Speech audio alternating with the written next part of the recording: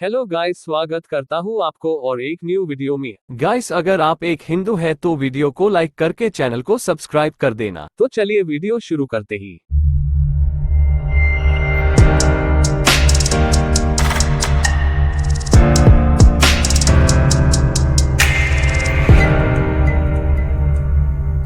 श्री कृष्ण हिंदू धर्म में भगवान है। वे विष्णु के 8वें अवतार माने गए हैं। कन्हैया, माधव, श्याम, गोपाल, केशव, द्वारकेश या द्वारकाधीश, वासुदेव आदि नामों से भी उनको जाना जाता है। कृष्ण निष्काम कर्मयोगी, आदर्श दार्शनिक, स्थितप्रज्ञ एवं दैवी संपदाओं से सुसज्जित महान पुरुष थे। उनका जन्म द्वापर युग में हुआ था। उनको इस युग के सर्वश्रेष्ठ पुरुष, युग पुरुष या युगावतार का स्थान दिया गया है। कृष्ण के समकालीन महर्षि वेदव्यास द्वारा रचित श्रीमद् भागवत और महाभारत में कृष्ण का चरित्र विस्तृत रूप से लिखा गया है। भगवद गीता कृष्ण और अर्जुन का संवाद है, जो ग्रंथ आज भी पूरे विश्व में लोकप्रिय है। इस उपदेश के लिए कृष्ण को जगत गुरु का सम्मान भी दिया जाता है। कृष्ण वसुदेव और देवकी की 8वीं संतान थे। देवकी कंस की बहन थी। कंस एक अत्याचारी राजा था। उसने आकाशवाणी सुनी थी कि देवकी के 8वें पुत्र द्वारा वह मारा जाएगा। इससे बचने के लिए कंस ने देवकी और वसुदेव को मथुरा के कारागार में डाल दिया। मथुरा के कारागार में ही भादो मास के कृष्ण पक्ष की अष्टमी को उनका जन्म हुआ। कंस के डर से वसुदेव ने नवजात बालक को रात में ही यमुना पार गोकुल में यशोदा के यहाँ पहुंचा दिया। गोकुल में उनका लालन पालन हुआ था। यशोदा और नंद उनके पालक माता पिता थे। बाल्यावस्था में ही उन्होंने बड़े बड़े कार्य किए जो किसी सामान्य मनुष्य के लिए संभव नहीं थे।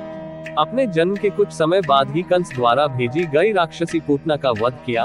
उसके बाद शकटासुर, तृणावर्त आदि राक्षस का वध किया। बाद में गोकुल छोड़कर नंद गांव आ गए। वहां पर भी उन्होंने कई लीलाएं की, जिसमें गोचारण लीला, गोवर्धन लीला, रास लीला आदि मुख्य है। इसके बाद मथुरा में मामा कंस का वध किया। सौराष्ट्र में द्वारका नगरी की स्थापना की और वहां अपना राज्य बसाया। पांडवों की मदद की और विभिन्न संकटों से उनकी रक्षा की।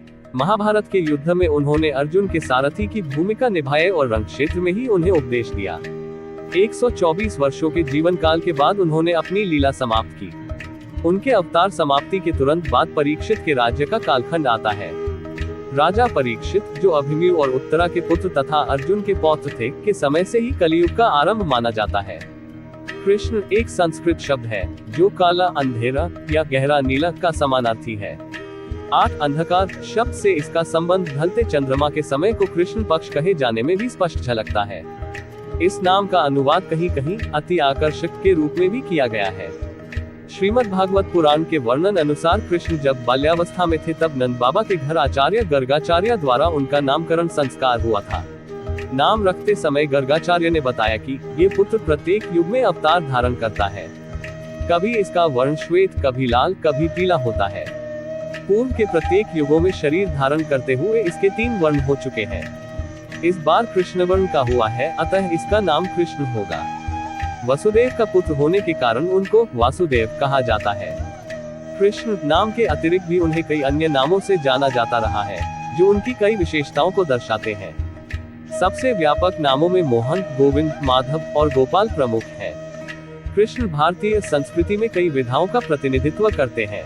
उनका चित्रण आमतौर पर विष्णु जैसे कृष्ण काले या नीले रंग की त्वचा के साथ किया जाता है। हालांकि प्राचीन और मध्ययुगीन शिलालेख भारत और दक्षिण पूर्व एशिया दोनों में और पत्थर की मूर्तियों में उन्हें प्राकृतिक रंग में चित्रित किया है, जिससे वह बनी है। कुछ ग्रंथों में उनकी त्वचा को काव्य रूप से जाम्बुल, जामुन, बैंगनी रंग का फल के रंग के रूप में वर्णित किया गया है। कृष्ण को अक्सर मोर पंख वाले पुष्प या मुकुट पहनकर चित्रित किया जाता है और अक्सर बांसुरी, भारतीय बांसुरी बजाते हुए उनका चित्रण हुआ है। इस रूप में आमतौर पर त्रिभंग मुद्रा में दूसरे के सामने एक पैर को दूसरे पैर पर डाले चित्रित है। कभी कभी वह गाय या बछड़ा के साथ होते हैं, जो चरवाहे गोविंद के प्रतीक को दर्शाती है। अन्य चित्रण में वे महाकाव्य महाभारत के युद्ध के दृश्यों का एक हिस्सा है। वहां उन्हें एक सारथी के रूप में दिखाया जाता है, विशेष रूप से जब वह पांडव राजकुमार अर्जुन को संबोधित कर रहे हैं, जो प्रतीकात्मक रूप से हिंदू धर्म का एक ग्रंथ भगवद गीता को सुनाते हैं। इन लोकप्रिय चित्रणों में कृष्ण कभी पथ प्रदर्शक के रूप में सामने में प्रकट होते हैं, या तो दूरदृष्टा के रूप में, कभी रथ के चालक के रूप में। कृष्ण के वैकल्पिक चित्रण में उन्हें एक बालक बाल कृष्ण के रूप में दिखाते हैं, एक बच्चा अपने हाथों और घुटनों पर रेंगते हुए, नृत्य करते हुए, साथी मित्र ग्वाल बाल को चुराकर मक्खन देते हुए, मक्खन चोर लड्डू को अपने हाथ में लेकर चलते हुए, लड्डू गोपाल अथवा प्रलय के समय बरगद के पत्ते पर तैरते हुए एक अलौकिक शिशु जो अपने पैर की अंगुली को चूसता प्रतीत होता है। ऋषि मार्कंडेय द्वारा विवरणित ब्रह्मांड विघटन कृष्ण की प्रतिमा में क्षेत्रीय विविधताएं उनके विभिन्न रूपों में देखी जाती हैं, जैसे ओडिशा में जगन्नाथ, महाराष्ट्र में विठल या विठोबा, राजस्थान में श्रीनाथ जी, गुजरात में द्वारकाधीश और केरल में गुरुवायूरप्पन। अन्य चित्रणों में उन्हें राधा के साथ दिखाया जाता है, जो राधा और कृष्ण के दिव्य प्रेम का प्रतीक माना जाता है। उन्हें कुरुक्षेत्र युद्ध में विश्वरूप में भी दिखाया जाता है, जिसमें उनके कई मुख हैं और सभी लोग उनके मुख में जा रहे हैं। अपने मित्र सुदामा के साथ भी उनको दिखाया जाता है, जो मित्रता का प्रतीक है।